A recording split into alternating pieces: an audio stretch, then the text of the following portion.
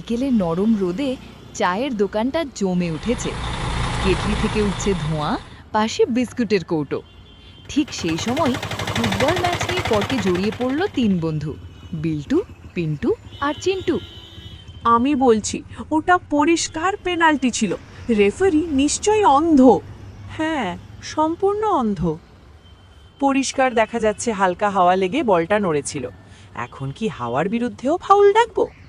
চিন্টু একটু চিন্তিত মুখে চারপাশ দেখে ফিস ফিস করে বলল, জানিস কি অদ্ভুত, আমার মামাতো ভাই তাদের ভাড়া বাড়ির ছাদে একটা পুরনো ফুটবল পেয়েছিল, যেটা নাকি ভুতুড়ে। বলল যে রাতে সেটা নিজে নিজেই ঘরে গড়াগড়ি খেত। মাফ কর খাই, তুই কি এইমাত্র খারাপ রেফারিং থেকে ভুতুড়ে ফুটবলে চলে গেলি? আরে সত্যি কথা, আমি নিজে শুনেছি। ধ্যাত, যত সব আজগুবি শোনা কথা।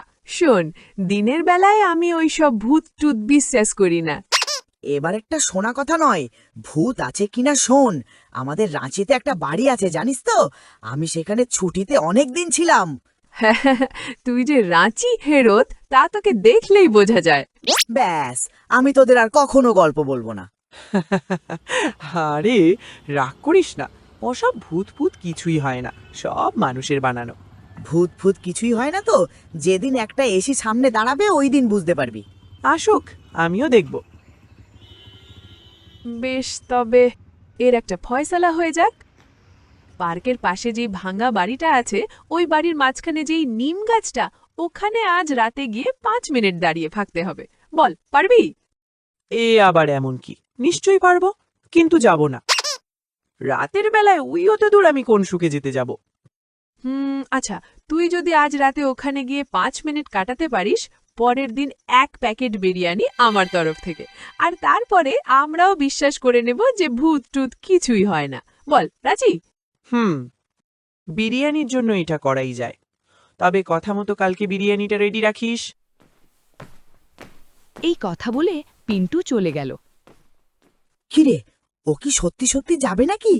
যাবে যাবে, নিশ্চয়ই যাবে, আর আমরাও যাব। কি? আমি? না, আমি যাব না। বিল্টু তখন শান্ত গলায় ফোন দিয়ে এটে বলল, পিন্টু একেবারে জব্দ হয়ে যাবে, কিন্তু কিছু হবে না তো? আরে দূর, আমিও থাকবো তো। রাত নেমেছে। ভাঙা বাড়িটার চারপাশে নীরবতা। নিম গাছের ডালে উঠে বসেছে বিল্টু, আর ঝোপের আড়ালে লুকিয়ে চিন্টু। কিরে বিল্টু, এখনো তো এলো না, ও বেটা আসবে তো? আসবে আসবে, না আসলে প্রমাণ হয়ে যাবে যে পিন্টু ভূতে ভয় পায়। ওরে, ওই দেখ, আসছে মনে হচ্ছে।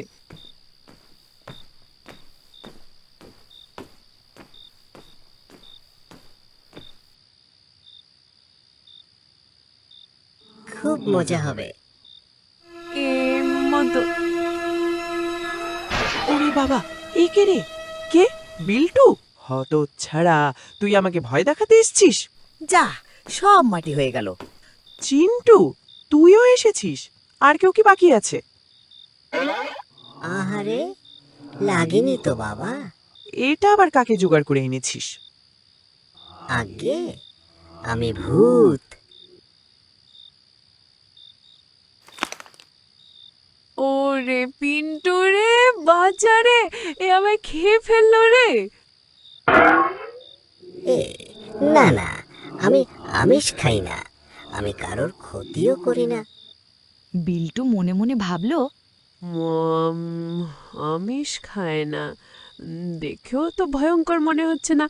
দেখি একটু কথা বলে। কি বললে? আমিষ খাও না? না না, আমি ওসব খেতে ভালোবাসি না। তবে এত রাতে এই ভাঙা বাড়িতে কি করছো? আমি আজ 3 দিন ধরে এখানে এই বাড়িতে থাকি। কেন? 3 দিন আগে কোথায় থাকতে? তোমার ব্যাপারে সব বলো। আচ্ছা বেশ, সব বলছি। অনেক আগে আমি জমিদার বাড়িতে থাকতাম। ওখানে অনেক বন্ধঘর ছিল কিনা, সে অনেক বড় বাড়ি, হেসে খেলে দিন কাটতো। তবে একদিন কিছু লোক এসে সব ওলটপালট করে দিল। আমার কষ্ট করে নোংরা করা ঘরগুলোকে পরিষ্কার করে দিল। ওদের তাতেও হলো না, সারা বাড়ি জুড়ে আলো লাগিয়ে দিল। তারপর ঘন ঘন মানুষ আসা শুরু করলো। শুনলাম নাকি সরকার ওইখানে হেরিটেজ মিউজিয়াম বানাবে। অত আলো, অত মানুষের মধ্যে কি আর থাকা যায়? আমায় ভিটে ছাড়া হতে হলো। তারপর কি হলো? তারপর আমি বেশ অনেক দিন সুন্দরবনে থাকতাম। সেখানেও কিছু লোক এসে গাছের পর গাছ কেটে পুরো জঙ্গল সাফ করে চলে গেল।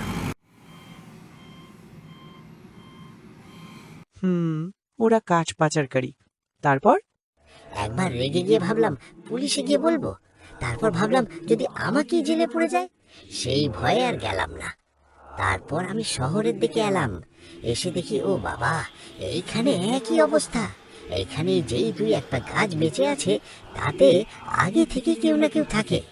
প্রত্যেকটা বন্ধ বাড়িতে ভাড়াটে ভর্তি, একটাও চিলেকোঠা ফাঁকা নেই। অনেক ঘুরে ঘুরে শেষে আমি এই জায়গাটা পেয়েছি।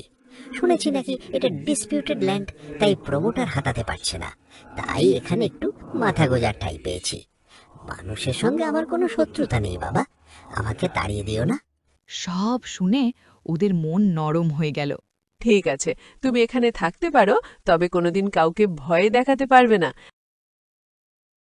আমি বিল্টু, এর নাম পিন্টু, আর যে অজ্ঞান হয়ে শুয়ে আছে এর নাম চিন্টু। তা তোমার নাম কি? হ্যাঁ, আমার নাম কি যেন নাম ছিল আমার। আসলে অনেকদিন কেউ আমায় নাম ধরে ডাকেনি, ঠিক মনে পড়ছে না। বুঝেছি, আমাদেরই একটা নাম দিতে হবে। তবে কি নাম দেয়া যায়? ঠিক তখন অজ্ঞান চিন্টু ঘুমের ঘোরে বকবক করে উঠল। কালো কালো ম, কালো ম, ম। এই তো ঠিক আছে, আজ থেকে তোমার নাম কালো মামা, আর আজ থেকে আমরা সবাই বন্ধু। সেই রাতেই 3 বন্ধুর দলে যোগ দিল আরেকজন, একটা নিরীহ ভালো মনের ভূত।